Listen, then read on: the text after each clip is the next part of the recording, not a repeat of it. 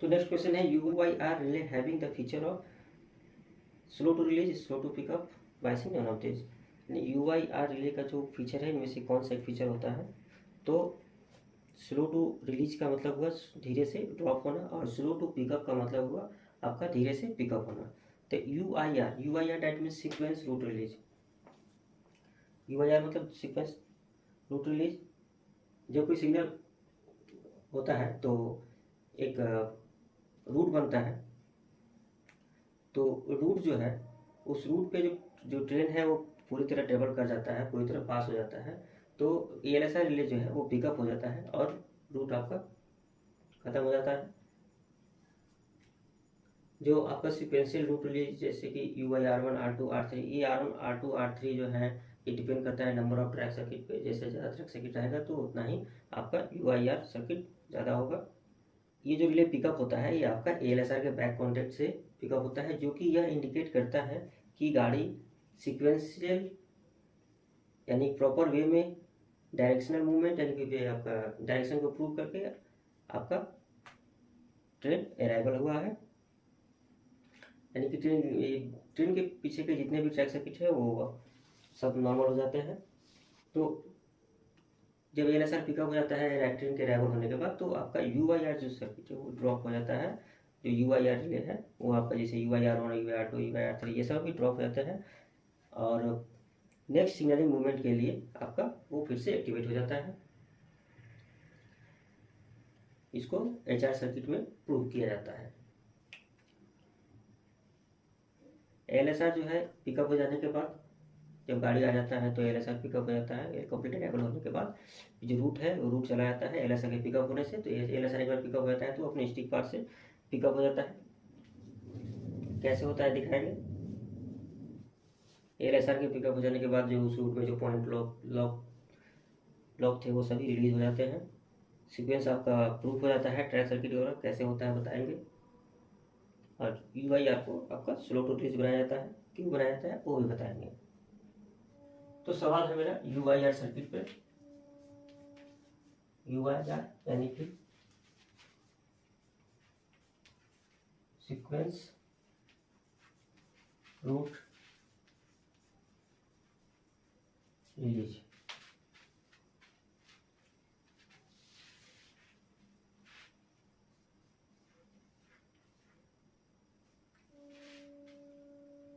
दो ट्रैक देके हम बताते हैं, इजी होगा समझने में। सपोज कि ये 1T1 है, ये आपका 1T2 है, ये आपका रूट दिया हुआ है up to starter and it's overlap. तो ये जो सीक्वेंस रूट रिलीज है इसमें हम लोग ये सर्किट ये बताने का प्रयास करता है कि गाड़ी जो है एक प्रॉपर सिग्नल में और इन प्रॉपर डायरेक्शन में ओके ये कंप्लीट अराइवल हुआ है, यानी प्रॉपर वे में आया है डायरेक्शन को प्रूव करके। तो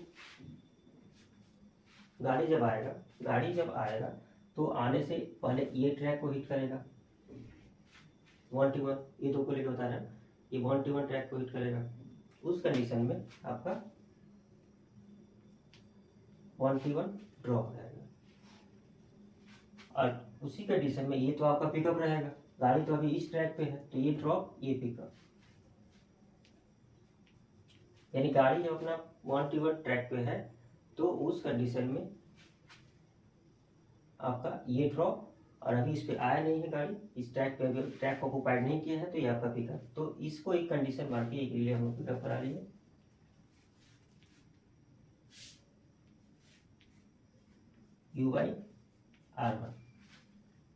UIR1 रिले पिकअप हो गया।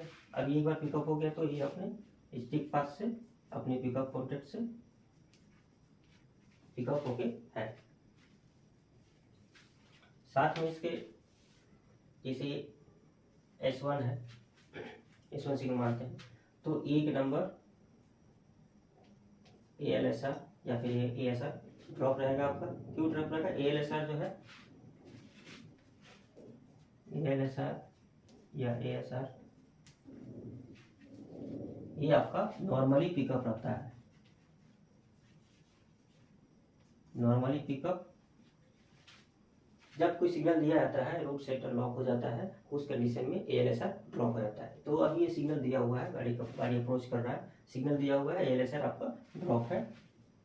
और 1T1 और 1T2 पहला ट्रैक हिट किया 1T1 पे, 1T2 आपका पिकअप है, 1T1 ड्रॉप है आपका। इस कंडीशन में UYR1 पिकअप, यानी गाड़ी अभी यहाँ पे है। अभी इसके बाद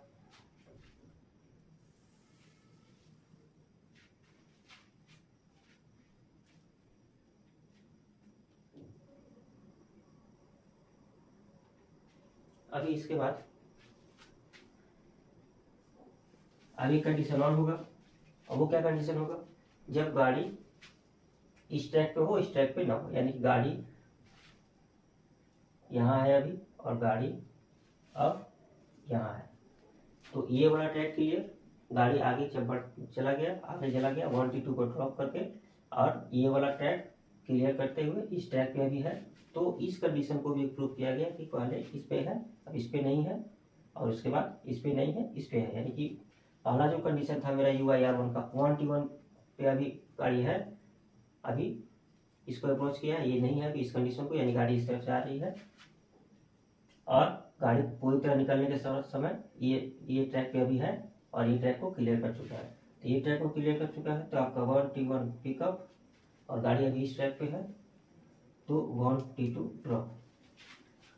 साथ में पहले जो इसका जो पहला कंडीशन है, वो भी इस कंडीशन को इसमें प्रूव किया जाता है, यानी कि UYR1 पिकअप, यानी ये कंडीशन को भी हम लोग इसके रूप में यहाँ प्रूव कर लिए और दूसरा कंडीशन भी इसमें प्रूव कर लिया। यानी कि पहले जब गाड़ी जब आया तो आपका 1T1 पे आया, उस कंडीशन को ही प्रूव किए, 1T1 ड्रॉप, 1T2 पिकअप। उसके बाद गाड़ी जब पूरा निकल जाने के बाद ये वाला ट्रैक क्लियर हो गया, तो वो भी कंडीशन को प्रूव किए, 1T1 पिकअप, और गाड़ी अभी इसमें है, अभी निकल रही है, तो 1T2 ड्रॉप, UYR2 ये आपका स्लो टू रिलीज।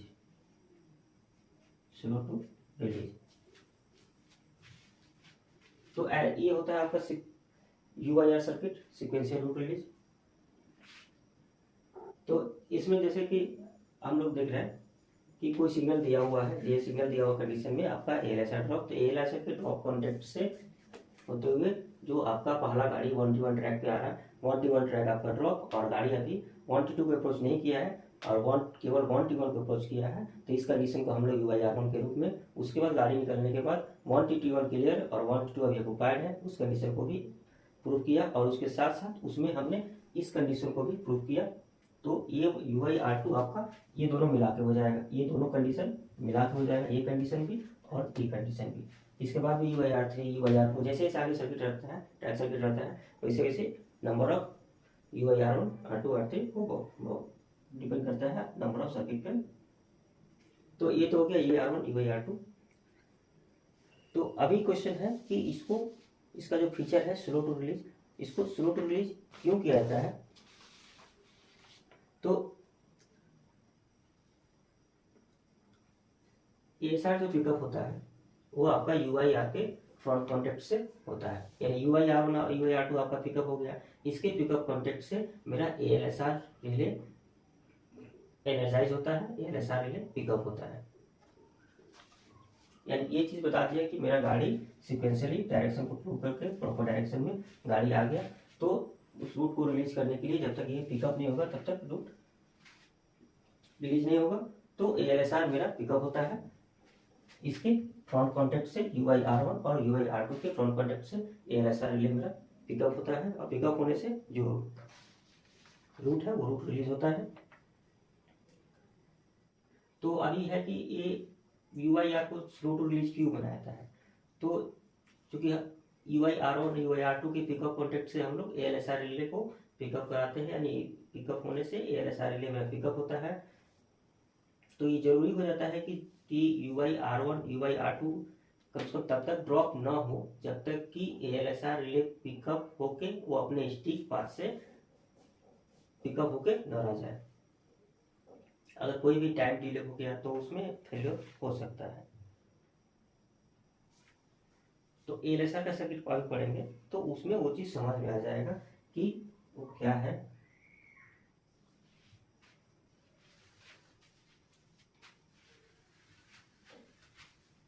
तो एएलएसआर पिकअप कैसे होता है वो देखते हैं। अभी सपोज ड्रॉप है, कोई सिग्नल दिया हुआ है, ड्रॉप है, तो पिकअप किस कंडीशन को होगा। तो जैसे कि मान लेते हैं कि ये S1 सिग्नल दिया हुआ है, तो ये दिया हुआ है तो गाड़ी प्रॉपर जाने के बाद, अराइवल होने के बाद, कंप्लीट अराइवल होने के बाद वर्किंग ट्रैक पे, तब इस रिले को पिकअप होना है। तो उस दौरान क्या क्या कंडीशन हो रहे हैं, उसी कंडीशन को सर्किट में प्रूव किया जाता है, क्या क्या कंडीशन होने चाहिए। तो पहला सिग्नल दिया हुआ है, गाड़ी जब हिट करके जब अराइवल हो रहा है, तो सिग्नल हिट किया तो सिग्नल आपका ड्रॉप, यानी कि सिग्नल आपका जो दिया हुआ है HR हो या DR वो आपका ड्रॉप। उसके साथ साथ जो इसका ECR है,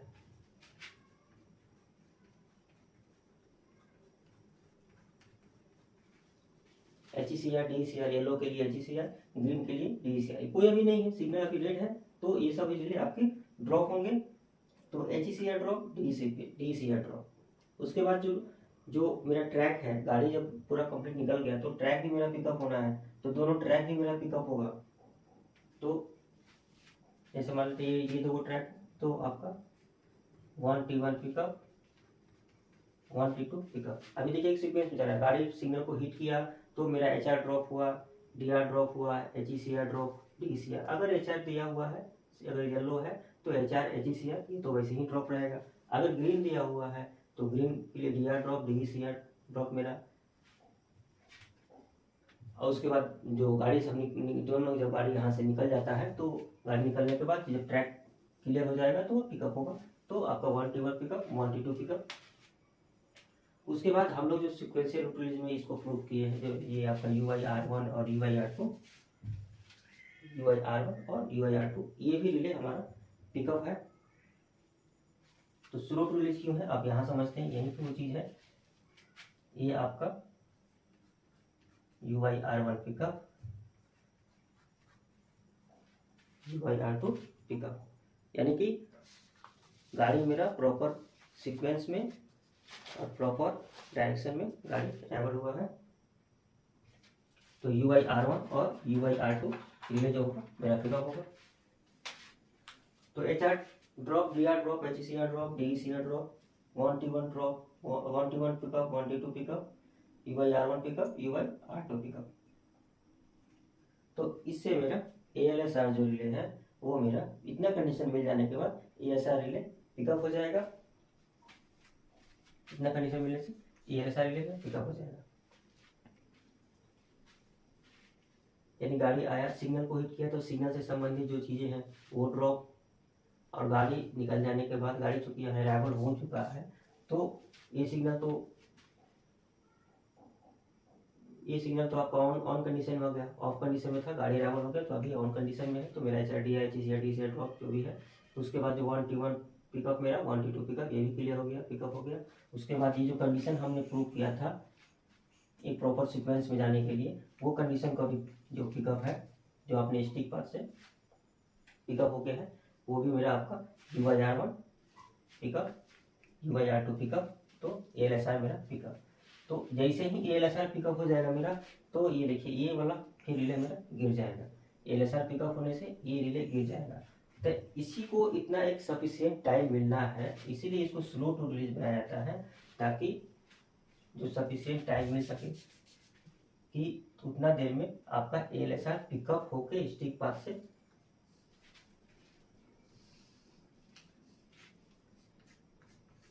ALSR अपने स्टिक पाथ से पिकअप होके रहे। नहीं तो जैसे ही ALSR रिले पिकअप होगा, जैसे ही ये पिकअप होगा तो ये दोनों ड्रॉप हो जाएगा। अगर स्लो टू रिलीज नहीं रहा तो ये दोनों ड्रॉप हो जाएगा। ये दोनों ड्रॉप होने से हो सकता है कि ये भी ड्रॉप हो जाए, क्योंकि उसको कम से कम इतना टाइम चाहिए कि पिकअप होने के बाद ये अपने स्टिक पाथ से पिकअप होके रहे। एक बार ये अपने स्टिक पाथ से पिकअप हो गया तो उसके बाद जैसे कि ये पिकअप हो जाएगा तो ये ड्रॉप हो जाएगा। ड्रॉप होने से भी ये अपना स्टिक पाथ से ALSR अपने पिकअप रहेगा, नॉर्मली पिकअप रहेगा। और नेक्स्ट सिग्नलिंग मूवमेंट के लिए नेक्स्ट सब सिग्नलिंग मूवमेंट जब सिग्नल दिया जाएगा उस ऑपरेशन के लिए भी वैलिडिटी रहेगा। तो आज का जो क्वेश्चन था स्लो टू रिलीज क्यों बनाया था, तो स्लो टू रिलीज इसीलिए बनाया था UIR1 और UIR2 को इसलिए बनाया था ताकि इसको ALSR को पिकअप होने में एक जो सफिशिएंट टाइम लग रहा है वो टाइम मेंटेन हो सके, इसीलिए इसको स्लो टू रिलीज बनाया था। तो UIR का जो फीचर है वो है स्लो टू रिलीज का। एक कंडीशन इसमें और होता है कि अभी कोई सिग्नल दिया हुआ है लेकिन ये सिग्नल को हमको हटाना है, रूट को हटाना है, हमको दूसरा सिग्नल देना है, दूसरे रूट में देना है। तो उस कंडीशन में क्या होता है, उस कंडीशन में इमरजेंसी रूट रिलीज होता है, उसको हम लोग ऑपरेशन करते हैं। तो इमरजेंसी रूट रिलीज करने से भी होगा नहीं होगा, क्यों? क्योंकि उससे पहले हमको सिग्नल को कैंसिल करना पड़ता है। क्यों? क्योंकि HR DR ये सब ड्रॉप चाहिए इसमें। अगर सिग्नल दिया हुआ है तो कोई भी सिग्नल दिया, ग्रीन दिया हुआ है तो DR मेरा पिकअप रहेगा, DR पिकअप रहने से मेरा ALSR ड्रॉप। तो उस कंडीशन में हमें सिग्नल को पहले सिग्नल कैंसिल करना पड़ता है। कैंसिल करने से जो कंट्रोलिंग रिले है वो ड्रॉप हो जाते हैं, जो लाइट चेकिंग रिले वो ड्रॉप हो जाते हैं। और उसके बाद हम लोग कैंसिल करने के बाद इमरजेंसी रूट रिलीज करते हैं, जिसमें कि टाइमर रिले जो होता है वो पिकअप होता है, उसके पिकअप कॉन्टेक्ट से जो पावर जाता है ALSR रिले को पिकअप कराता है। तो ये हो गया इमरजेंसी का, ये हो गया emergency route release. Next question की ओर जाते हैं। नेक्स्ट क्वेश्चन जो है semi automatic signal is provided with A marker, illuminated A marker, AG marker, P marker. तो सेमी ऑटोमेटिक सिग्नल में जो है ये इल्यूमिनेटेड A मार्कर का यूज होता है।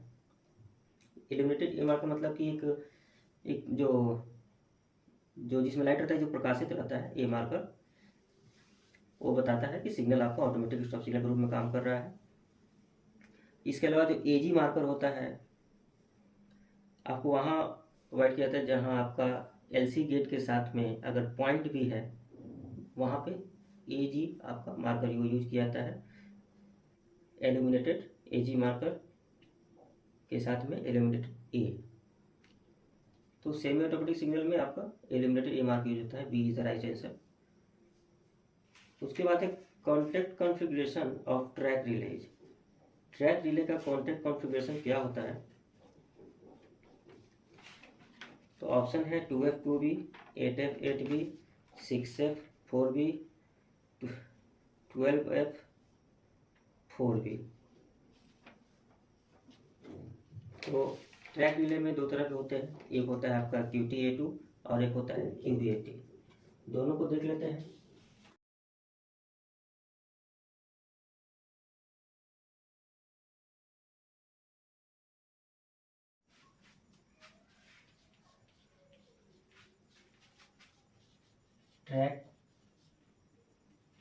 ट्रैक रिलेज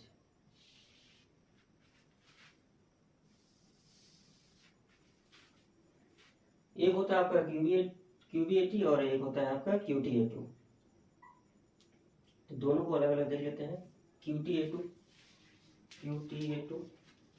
और QBAT दोनों ही ट्रैक रिले हैं आपका। इसका जो कॉइल रेजिस्टेंस होता है 9 ओम, इसका भी 9 ओम। कॉइल रेजिस्टेंस दोनों का 9 ओम होता है। कॉन्टेक्ट कॉन्फ़िगरेशन जो होता है QTAT का आपका 2F1B और QBAT का 2F2B। कॉन्टेक्ट कॉन्फ़िगरेशन आपका 2F1B और इसका 2F2B। 2F मतलब दो फ्रंट, 1B मतलब 1 बैक कॉन्टेक्ट, और उसमें QBAT में 2 फ्रंट और 2 बैक कॉन्टेक्ट। तो इसका कैसे होता है, जैसे ये ABCD रिले के बैक में जो हम लोग देखते हैं, तो कौन 2F1B कहाँ कहाँ होता है वो देख लेते हैं। ये आपका 1 2 3 4 5 6 7 8।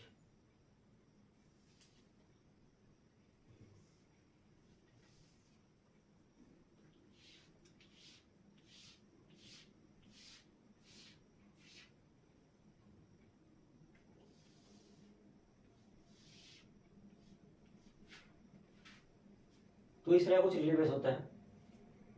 तो 2F1 भी जो होता है आपका, ये दो फ्रंट आपका A1 A2 यानी A1 A2 और D1 D2 D1 D2 A1 A2 D1 D2 आपका फ्रंट कॉन्टेक्ट, और जो एक बैक कॉन्टेक्ट होता है ये आपका आर्मेचर बैक, ये आपका बैक कॉन्टेक्ट यानी कि A7 A8 आपका बैक कॉन्टेक्ट। बाकी सब नील रहते हैं और इसमें कोई कॉन्टेक्ट नहीं होता। कॉन्टेक्ट इतना ही होता है 2F1B में, दो फ्रंट और एक बैक। ठीक उसी तरह जो आपका QB80 रिले है इसका भी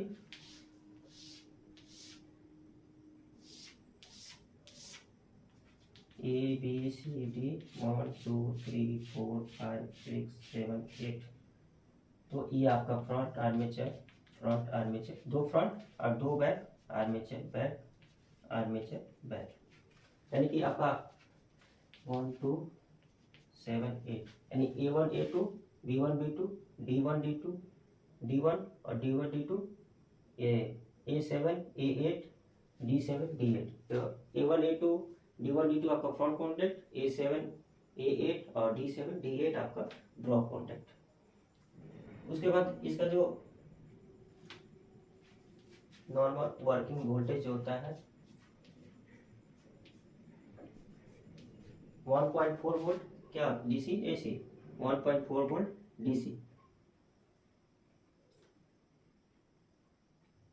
उसके बाद QB80 रिले जो है उसका जो होता है ये आपका 1.1 से 1.75 इसका नॉर्मल वोल्टेज होता है।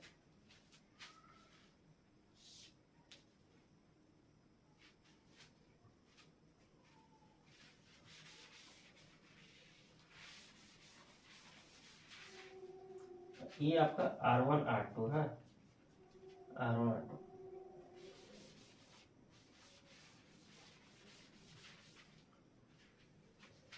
इसका जो वोल्टेज 1.4 वोल्ट DC और QB80 का 1.1 से 1.75 वोल्ट DC जो इसका वोल्टेज है। AC यूनिटी लेवल आपका AC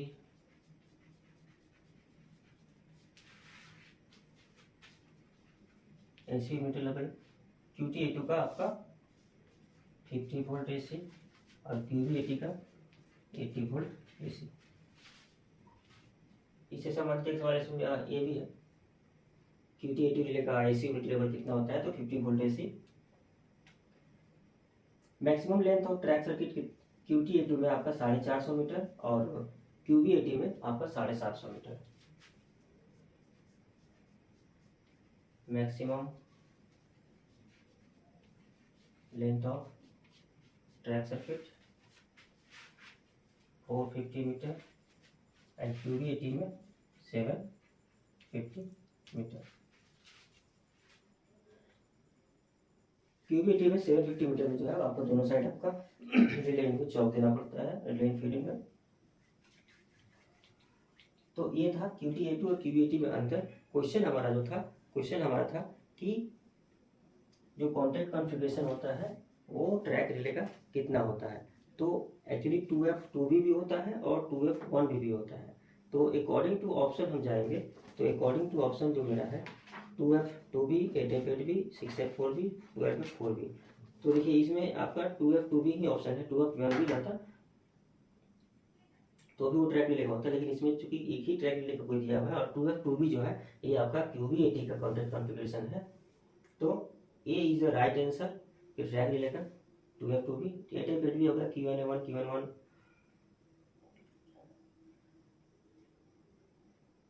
उसके बाद है in MACL signalling inner distance signal placed at a distance of इतना metre from FSS of a station. यानी कि MACL में multi aspect colour light signalling में इनर डिस्टेंस जो होता है वो फर्स्ट स्टॉप सिग्नल से कितना डिस्टेंस पे होता है। तो ये तो उस दिन हम लोग पढ़े थे इस चीज़ को। ऑप्शन के अनुसार देखिए 180 300 1400। तो अकॉर्डिंग टू ऑप्शन 1000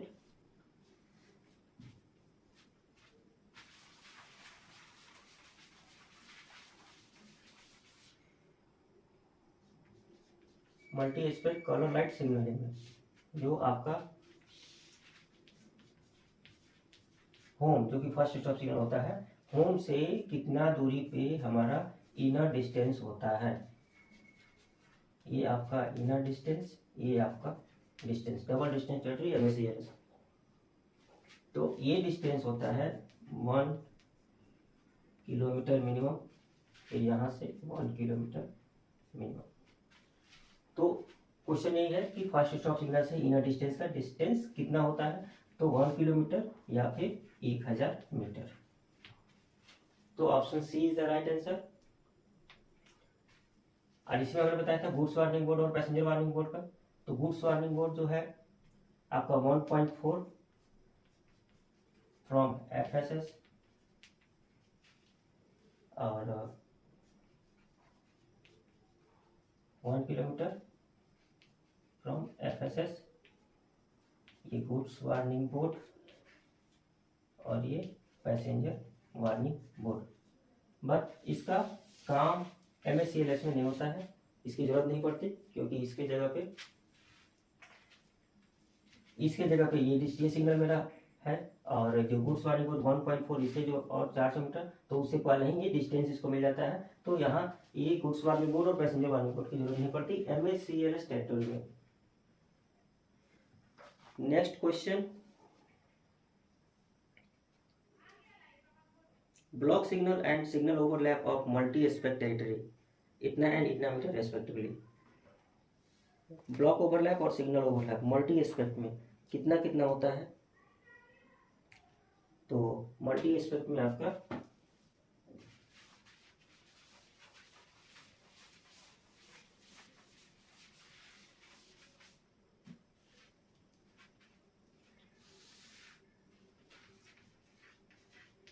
ये आपका होम सिग्नल, ये आपका स्टार्टर, ये आपका होम। तो मल्टी एस्पेक्ट सिग्नलिंग में जो ब्लॉक ओवरलैप होता है वो आपका 180 मीटर, 180 मीटर। यहीं पे आपका BSLV बोर्ड भी प्रोवाइड किया जाता है। अगर आगे कोई ट्रेलिंग पॉइंट है, फॉलोइंग मार्क को ट्रेलिंग पॉइंट प्रोटेक्ट करने के लिए यहीं पे भी हम लोग देखते हैं, एक्सेल काउंटर भी लगाते हैं। तो 180 मीटर जो ब्लॉक ओवरलैप क्लियर करके, तो मल्टी स्पेक्ट में ब्लॉक ओवरलैप 180 और जो सिग्नल ओवरलैप होता है ये होता है 120 मीटर। तो option D is the right answer, 180 and 120। यही टू एस्पेक्ट में आपका ब्लॉक ओवरलैप 400 मीटर और सिग्नल 180 मीटर हो जाता है। उसका नेक्स्ट क्वेश्चन है battery of IPS charge through, यानी IPS का जो बैटरी होता है वो किससे चार्ज होता है। तो IPS का जो बैटरी, IPS का जो डायग्राम हम दिखाए थे, आप लोग को बताए थे वीडियो में, उसमें मैंने बताया था वो चीज को कि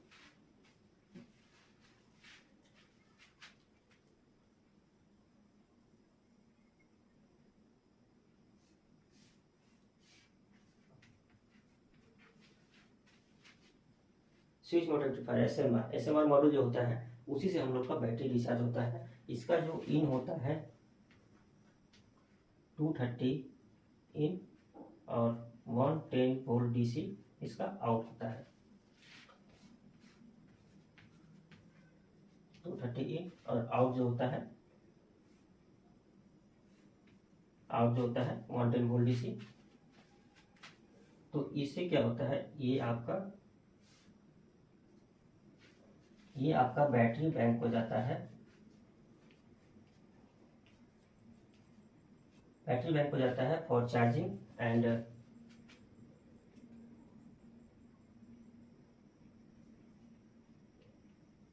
DC कन्वर्टर को भी जाता है, यानी DC पैनल को भी जाता है, DC पैनल को भी जाता है, वहां से DC कन्वर्टर जो मॉड्यूल है उसका जो इनपुट 110 वोल्ट DC है उसको जाता है, और साथ में इन्वर्टर को भी जाता है।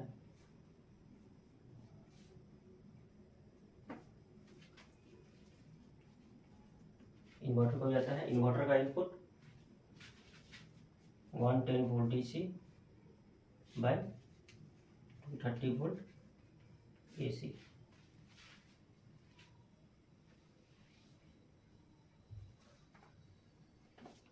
तो IPS का जो बैटरी है वो चार्ज होता है SMR, यानी इसके द्वारा, SMR के द्वारा चार्ज होता है। इसका 200 वोल्ट DC ये चार्ज भी करता है, और साथ में अगर 80 सप्लाई नहीं हो उस कंडीशन में इसका इन मिलेगा नहीं, तो इसका आउट भी नहीं मिलेगा। 110 DC भी कटअप हो जाएगा यहाँ से। तो कटअप हो जाने से ये जो बैटरी जो है, ये बैटरी इसको वापस से इन्वर्टर को देगा, और मॉड्यूल को देगा, DC कन्वर्टर को देगा, और इन्वर्टर को देगा। इन्वर्टर क्या करेगा, जो AC सोर्स है मेरा जहाँ, वहाँ AC सप्लाई दे देगा। जैसे सिग्नल को चलाने के लिए हमको चाहिए 230 वोल्ट AC, ये देगा आपको TX मॉडल को, जिसका ये 230 volt AC by 110 volt AC, signal को जलाने के लिए 110 वोल्ट AC। लेकिन ये कहाँ से मिलेगा, तो TX से। लेकिन TX का इनपुट क्या है, 230 वोल्ट AC, तो वो चीज़ हमें यहाँ से मिल जाता है। In case of both 80 are not available, और जब 80 रहे उस कंडीशन में ये पैरेलल रहता है। 230 वोल्ट इसका इन्वर्टर से मिलता है, CVT से मिलता है। तो according to option C is the right answer, battery of IPS charge through SMR। The AC input voltage range of IPS का जो AC इनपुट है उसका रेंज कितना होता है, जो हम 230 बता रहे हैं, वो एक रेंज होता है। रेंज होता है आपका 160 से 270। यही जो AC इनपुट सप्लाई होता है उसका रेंज होता है 160 से 270। ये आपका IPS का इनपुट सप्लाई का रेंज है AC वोल्ट का। तो C is the right answer, 160 to 270।